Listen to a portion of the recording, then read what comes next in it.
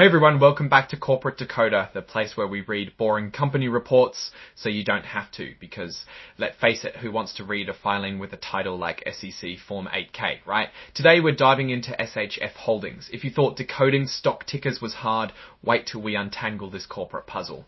We are going to skip the boring parts and go into the meaningful. SHF Holdings just had their annual meeting and some interesting things were voted on. We'll go through the key decisions and what they mean for the company and its investors. It included things like increasing the amount of shares to be issued, which can be good or bad depending on the company's strategy. Before we start, if you appreciate getting straight insights from corporate documents, make sure you're subscribed. We also have a Discord community linked in the description below if you want to join us. The date of this report is July 8, 2025, so this is pretty recent. Let's get to the important part, what decisions were made at their annual meeting. First up, shareholders approved an amendment to the company's equity incentive plan. Think of an equity incentive plan like a way to reward employees with company stock. It can motivate them and align their interests with the company's. Now, this amendment does three things. 1, it increases the number of shares available under the plan. 2, it allows for automatic increases in the event of a dilution event, so the current amount available maintains the same percentages of the shares outstanding. And 3rd, it allows for automatic increases in the event of a dilution event, so the current amount available maintains the same percentages of the shares outstanding.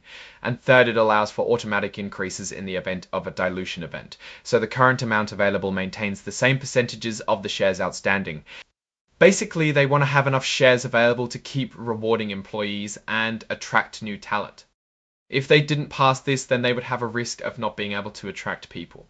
Next up, let's talk about the election of directors. The shareholders voted on who they wanted to represent them on the board. Terence E. Mendez and Francis A. Braun-Thur were elected as Class I directors. Mendez received roughly 1.6 million votes for, and Braun received about 1.55 million votes for. These votes will help guide the company's strategy and make important decisions. Moving on, the shareholders also ratified the appointment of Machias, Ginny and O'Connell as the company's independent accounting firm. Now, I know what you're thinking, accountants, how exciting, but actually this is important. It is basically hiring auditors to oversee all business is done in accordance to laws and regulations and keep the company from defrauding investors. A good accounting firm keeps the company honest. The amendment to the equity incentive plan was also approved by shareholders. We touched on this earlier. This allows the company to issue more shares under the plan, automatically increase them. Finally, there was a proposal by some shareholders to evaluate the company's management, director independence, and corporate governance, basically to see if the company is being run properly. However, this proposal was defeated. About 1/3 of investors voted for it and the rest voted against. So they are not going to take steps to review what the company is doing. I would note that you should always treat reviews such as these with a grain of salt, as they are rarely in the benefits of the current administration. The company is saying they do not need it and the shareholders are mostly agreeing. That's it for the key things that were voted on at the annual meeting. It's important for investors to stay informed about these decisions, as they can impact the company's future performance and stock value taught.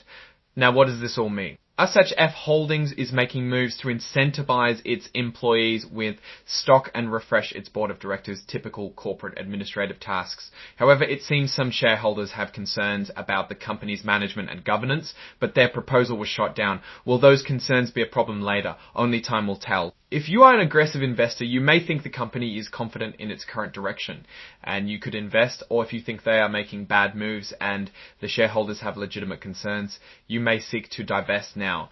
Only future decisions will tell. Alright, that's our breakdown of SHF Holdings' latest filing. What's your take on these numbers and what they signal for the company's future? Drop your thoughts in the comments. If this analysis was valuable, hitting that like button really helps, and subscribe for more deep dives. Don't forget to check out the Discord in the description. Thanks for watching. See you next time.